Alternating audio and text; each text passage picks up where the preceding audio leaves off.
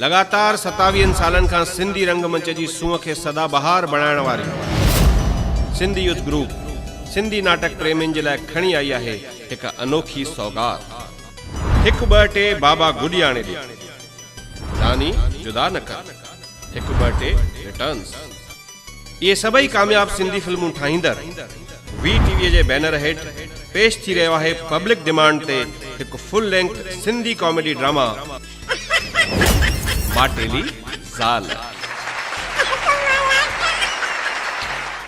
Cheers for the success of Sindhi play Mateli Zal। जीअं हिन कमंद जी juice रस निकिरी रही आहे तीअं असां पंहिंजे एक्टिंग जी रस कढी छॾी आहे।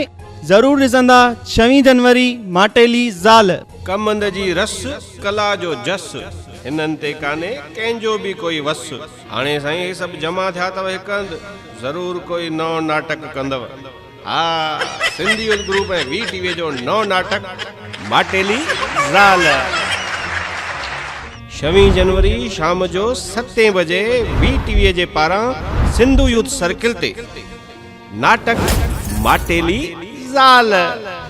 उल्हासनगर में रंगमंच जे इतिहास में पहिरियों दफ़ो नई तकनीक यानी new technology recorded dialogue drama. अचो 26 जनवरी शाम जो 7 बजे सिंधु यूथ सर्किल जे सहकार सां VTV जी पेशकश नाटक माटेली ज़ाल। हिन नाटक जे एंट्री पासिस लाइ तव्हां संपर्क करे सघो था सिंधु यूथ सर्किल ते या वरी फोन करियो 9822448808।